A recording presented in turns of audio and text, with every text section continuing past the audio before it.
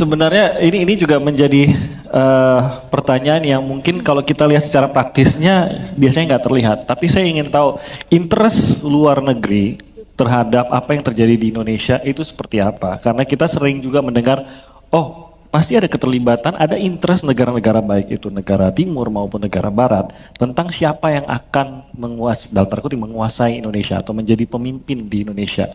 Realnya seperti apa sih Mbak Koni? Ada nggak sih? Harus jujur juga ya. Harus jujur juga. Ini makanya dibikin hadap-hadapan memang biar saling nodong, biar pada jujur.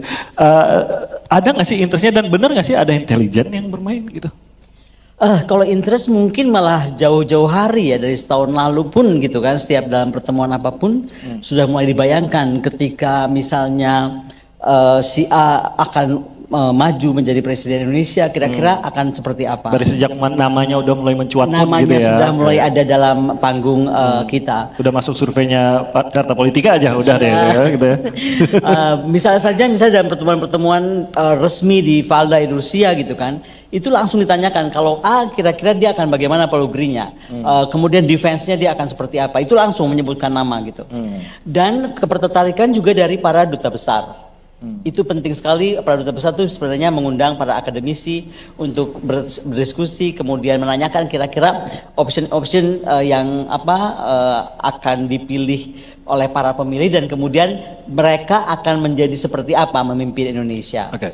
Dan ini sebenarnya tahun ini tuh ada yang beda gitu kan. Menurut aku tuh ada yang beda dalam artian begini. Di tahun-tahun sebelumnya gitu, kami tuh akademisi terutama seringnya diundang makan pagi atau kita dinner dan itu limited 15 orang, 10 orang, campur antara level minister, level akademisi, level tokoh lah apapun. Tapi kalau sekarang saya perhatikan malah ada duta besar menghampiri partai. Misalnya, ya kan? Atau ada duta besar yang langsung malah menghampiri dan langsung bertanya direct. Misalnya, saya kaget kok sebegini hebohnya reaksi. Atau ada duta besar mengatakan, kok bisa ya seorang presiden yang aktif tiba-tiba anaknya menjadi calon gitu. Itu dinyatakan dengan demikian terbuka gitu, bukan tertutup. Nah, hal ini membuat menjadi menarik. Yang kedua adalah faktor tadi intelijen. Saya kira intelijen itu pasti akan bermain karena melihat juga kepentingan negara-negara terkait, karena dunia itu lagi nggak baik-baik aja. Ditambah Indonesia kok bikin dirinya nggak baik-baik aja, tadinya baik-baik aja gitu. Saya tuh sebelnya di situ, ketawa deh.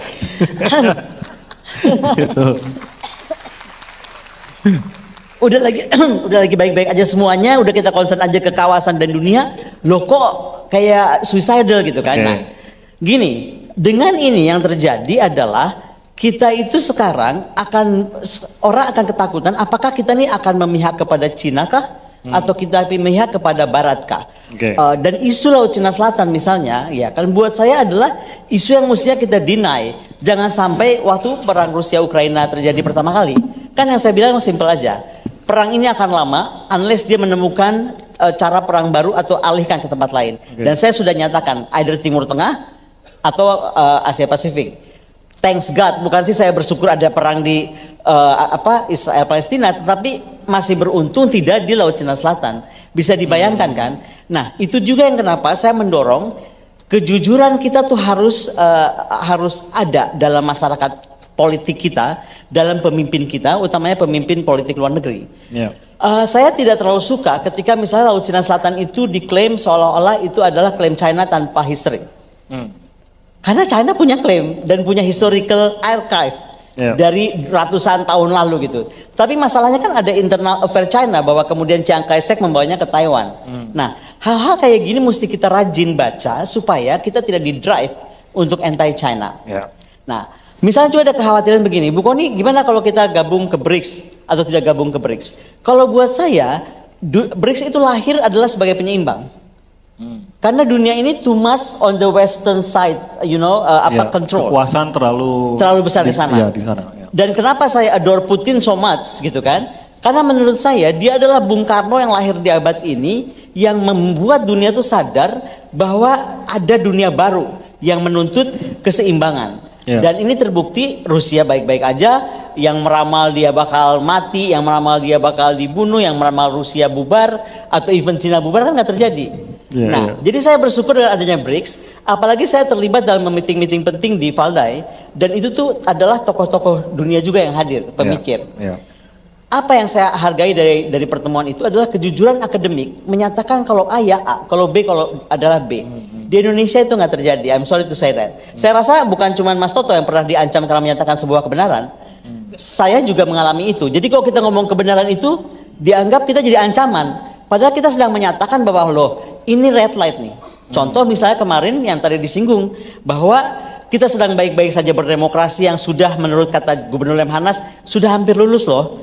Tinggal 7 kali pemilu kalau nggak salah kan. Bahwa kita akan lulus menjadi negara demokrasi. Di titik tiba-tiba kemarin kejadian drama Korea di MK, itu membuat kita mundur kembali. Kebanyakan nonton drama Korea yang ada jaksanya gitu-gitu ya. Iya, jadi ada nah, maksud saya kenapa sih kita mesti berulang begitu gitu. Makanya secara joke orang boleh marah sama saya, tapi kalau saya bilang kalau itu dibuat pembenaran ada MK kuadrat, MK terus aja mau dibuat, tapi kalau hasilnya sama-sama juga, kalau saya sih mau mengajukan Jen Etes jadi bupati termuda aja. Saya mau bawa lagi ke kebijakan politik luar negeri. Sebenarnya kalau dilihat siapapun yang terpilih memimpinnya itu akan berbeda nggak sih? Terutama dalam hal karena kita ada dalam kondisi perdagangan yang ya kalau tadi dibilang dunia tidak baik-baik saja, tapi kita kan suka yang stabil gitu. Berubahnya pemimpin apakah akan bisa membawa instabilitas pada kedekatan kita dengan Barat, Amerika maupun Barat atau dengan Cina, dan apakah itu akan mempengaruhi siapa yang duduk itu nanti hubungan kita dengan kedua kubu pihak negara ini?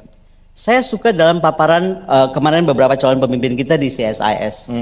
Salah satu calon pemimpin kita menyatakan bahwa kita tetap harus non-alignment, non-blok. Tetapi non-blok yang betul-betul disikapi sebagai non-blok yang aktif, bukan non-blok yang pasif. Seolah-olah saat ini kalau dianggap teman Cina, entah kita takut dimusuhin Amerika.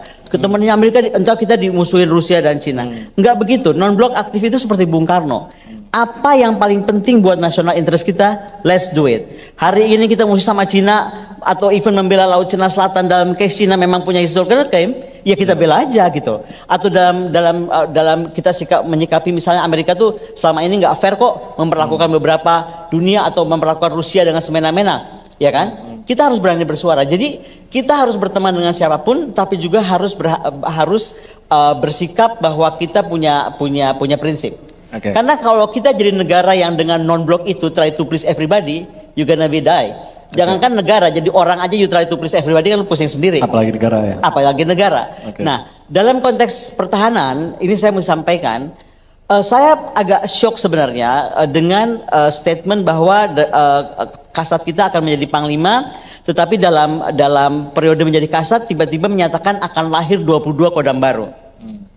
22 Kodam baru ini menurut saya kenapa dia terjadi nih? Kenapa dalam overnight? Aku pernah ngomong soal Kodam itu harus banyak. Itu lama banget ya, udah 8 tahun, 10 tahun lalu. Ketika saya melihat kenapa polisi ada di semua provinsi, tetapi Kodam tidak. Nah, sekarang Kodam itu akan lahir ketika Kementerian Pertahanan dan Mabes TNI sudah merubah doktrin TNI. Karena saya terlibat di sana. Ada Mabes TNI, ada Kemhan, ada Lemhanas yang menyatakan karena ancaman global dan ancaman kawasan, militer kita terus menjadi outward looking defense. Jadi yang harus besar tuh angkatan udara dan angkatan laut. Makanya nanti pembelanjaan anggaran pertahanan itu akan paling besar. Jadi next yang jadi Menteri Pertahanan itu paling beruntung karena dia akan anggarannya paling tinggi. Nah, menurut saya jadi aneh ketika kita harus keluar memikirkan ancaman itu tidak boleh menghampiri kita dengan tadi ya kita menghampiri dengan angkatan udara dan angkatan laut, kok yang diperbanyak malah Kodam yang 22 ini, dan kenapa sekarang ada apa gitu loh. Belum terjawab tapi ya. Ya mungkin akan terjawab cepat. Kita lihat aja nanti berapa baliho lahir tiba-tiba dalam jam berapa malam.